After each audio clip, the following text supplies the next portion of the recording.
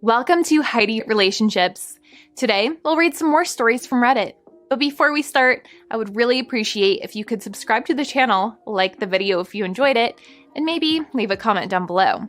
That would help the channel a lot. Thank you very much in advance. The first one is titled, Update 5, Cheating Wife Ruined Family and Ex-Moss. Why does she expect me to be okay with her behavior? So, a lot of people PM me for an update. I was going to post one yesterday but I just didn't have the energy. I am kind of depressed and very, very tired. I hardly ever sleep, and when I do, I am plagued by nightmares. Good news is kids are doing better. My dad is a champ. I don't know what to do without him. We went to his cabin to ski a bit this weekend, me, him and the kids. It was great. I have basically no contact with my ex. I did talk to one of her harpy friends. The one that was in critical condition. She woke up but she is in terrible shape. I talked to her nurse and she was sad that no one had bothered to look in on her while she was there. They had contacted her family and they had just refused to see her. I am worried the people that beat up my ex will come for me and the kids, so I asked via the nurse if I could talk to her and she agreed. I know I shouldn't, but I felt I needed to ask her about what had happened since my wife started working with them. She started off asking me if I wanted a BJ for 20. So that wasn't awkward at all. I offered her 50 in exchange for information instead. The harpy friends are all hardcore drug users, addicts. Henrietta dragged my wife into their group against the wishes of the other two and convinced her to try drugs and party with them. They sold sexual favors to get money for drugs. Henrietta is the lead on this. They all preach this strong feminist, my own body stuff. But as she put it, it's all bullcrap to protect our own imagined egos. What we really do is prostitute ourselves for money to buy drugs. My wife bought into the bullcrap first and it didn't take long until she was addicted, just like the rest of them. Once she was hooked, she too eventually started selling sex to pay for drugs. Not easy hearing that the person you loved more than anything turned herself into a who-e to meet her drug addiction. It makes sense why all she wanted was the money now. From what she tells me, it's mainly meth. No one visited her because she has stolen, cheated, abused and lied to everyone in her life, and no one wants anything to do with her. She told me, without even blinking, how sad she was that she survived. She has zero hope for the future, and she looks like walking death without her makeup. It was painful. I was devastated just listening to her. I cried a lot for my wife's sake. I am not excusing her. She made the choice to play with this crap and she lost. Now she will pay the price. She also told me all about the guys that beat up my ex-wife. I will get back to this later. Henrietta has been charged with death threats, resisting arrest, drug possession, prostitution, drug trafficking, child abuse and neglect, Dewey, property damage, and auto theft. She is denied bail as a flight risk. She will probably go away for a while. At least I hope she will. Before I go on, I would like to thank those of you that reached out with experience dealing with addicts. Many warned me that my ex might try to end herself now that the walls are closing in. You were right, she tried to deliberately OD. I had talked to her father about it beforehand. That there was a high chance she might try something. We decided to try to monitor her closely. Luckily, she still doesn't know that I have live information from her mobile. While we are at the cabin on Saturday, I get a message from her. It reads like a suicide note. She tells me about the addiction, the prostitution, how she let everybody down, that she will do the only thing she can do, etc. I immediately called her dad, and because I have the mobile monitor, I also have her location. Her father rushes out and finds her unconscious on a park bench. She is immediately taken to the hospital and pumped. She is also very hypothermic. I dread to think of what would happen if he arrived just a little later. They have her on methadone for now. Her father has successfully become her appointed guardian. She can no longer object to treatment. Her father had her forcefully committed to a rehab center and she will go through sedated detox. I don't know when, but probably this week. Her father was appointed not because she OD'd, but because she abandoned her children? Apparently abandoning your children proves that you are not rational, while trying to end it is, okay? Anyway, thankfully I haven't had a chance to cancel her life insurance yet, so she will get treatment. I have offered my ex Phil to help with the finances as long as my ex isn't told that I am. I have been very scared that the guys that beat up my wife was going to come after me and the kids. Remember, Henry presented chat logs in court that they believe my wife gave to Henry. I talked to Henry about it, and he decided that he would fix this since he benefited from the disclosure. I don't know if I mentioned this, but Henry is an angry meat mountain of a man. He grew up on a farm carrying stuff since he was kid, so he looks like Hawk can rip the average man in half. He bends down walking through doorways, he has a crew cut and some facial scars. Let's just say he is very intimidating if you don't know him. He is infinitely patient, gentle and kind. I don't doubt he will use force if he finds it necessary, but for him it's a last resort. Anyway, he went to the guy's apartment, a real crap hole by the way. He grabbed the two guys by the neck and told them that Henrietta had given him the chat logs. And since they hurt someone, he knew, they had a choice to make. Go with him to the police and confess everything relating to the assault. Or 2. Face him right there, and that they should expect some very painful permanent injuries if they choose option 2. As he told it to me, he let them know that he was very hopeful that they would choose option 2. They apparently couldn't get to the police fast enough. Needless to say, I no longer worry about them. I have found a new apartment and I will be moving soon. Bob once again came through.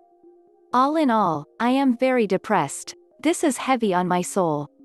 What keeps me going is my friends and family, and I know I need to stay strong for the kids. My heart breaks for my ex. Despite everything, I don't regret marrying her. I still love her, but I know we can never be back together.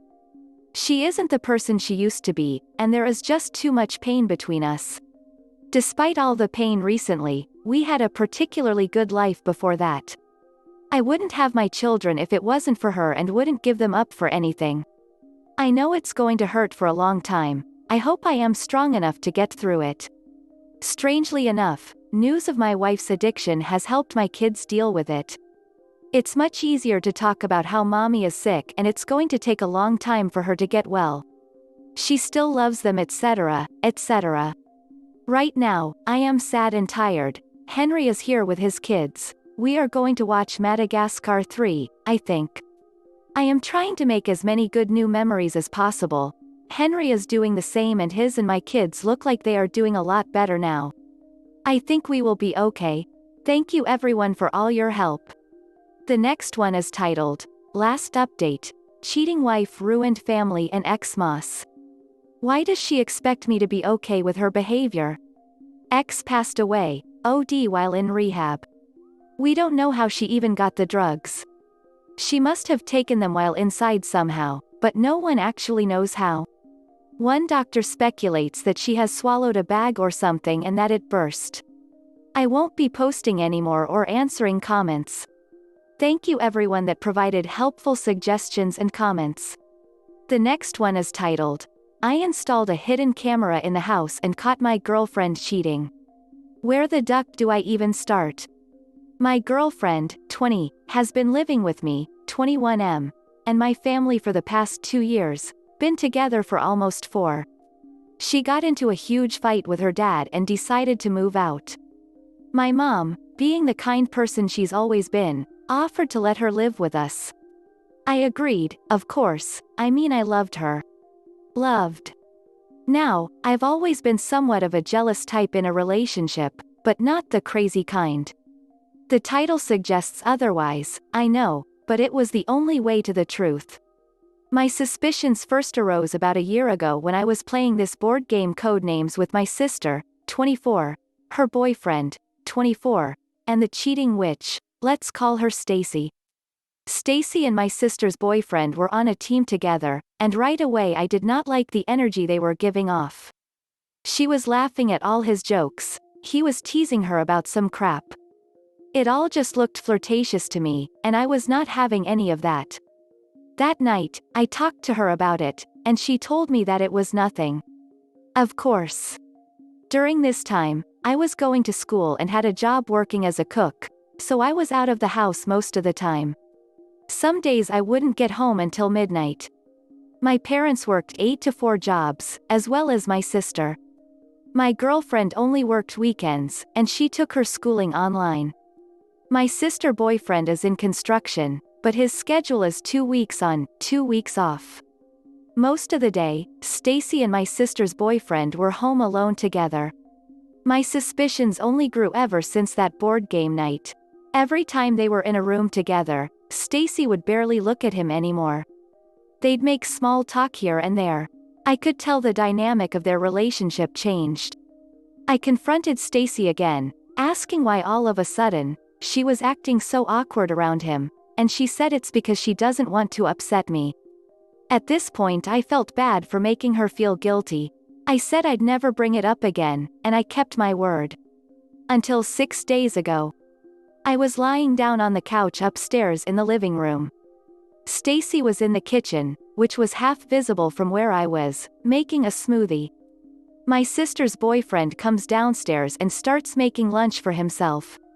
I could not see what they were doing, but I pretended not to care, holding my phone to my face. I could barely see their figures in the back door's glass reflection. They were shifting around each other, trying to do their own thing, when all of a sudden, he slaps her ass. In that moment, I felt frozen. Every part of me flared up. After my sister's boyfriend went back upstairs, I got up from the couch, went to the front door, and put my shoes on.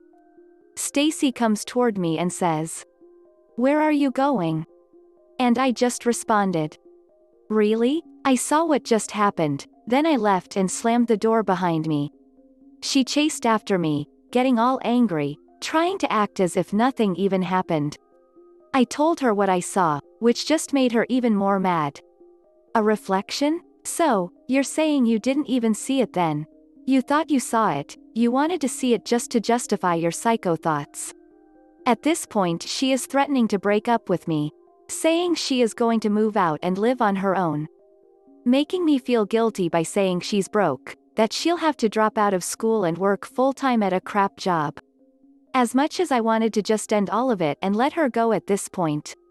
I apologized. I apologized for everything, begged her to stay, and promised to never, ever bring it up again. It took a lot of convincing, but eventually she decided to stay, and we walked back to the house. But I knew what I saw. I just needed hard evidence. That same night I ordered a tiny black hidden camera from Amazon. When it arrived, I set it up in the living room next to the kitchen just at the corner of one of the curtains. The next morning, 2 days ago, when everyone was still asleep, I discreetly took out the chip, put it in the USB, and quickly went through the footage on my laptop. Nothing. I cleared up the space and put the chip back in the camera.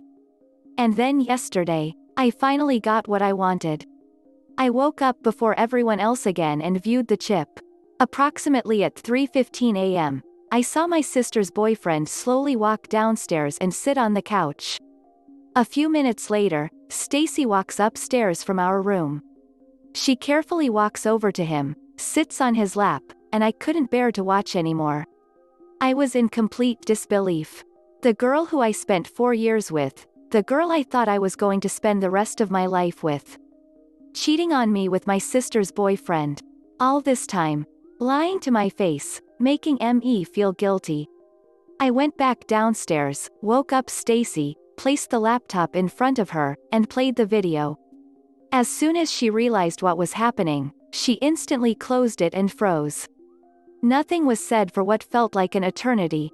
She started sobbing, trying to utter words until I finally spoke up. "You're the most conniving, disgusting sociopath I've ever met. Start packing your crap right ducking now, or I'm sending this to everyone you know. We're done." What followed was a very long, pathetic, sorry excuse for an apology that I don't even want to get into. Eventually she called her dad. He came by and picked her, so I guess she's going to live with her family again. A lot of her things are still here, and she doesn't have any friends to deliver it to her, so I have no idea what to do with all the crap. As for my sister and her boyfriend, he's also been kicked out of the house and now has his own place somewhere. Who knows, maybe Stacy might even move in with him. I don't ducking care. The next one is titled. This is the end of the video. I hope you enjoyed the relationship stories. Please don't forget to subscribe to the channel, like the video and write a comment. I really appreciate your support and it helps my channel so much. Thank you.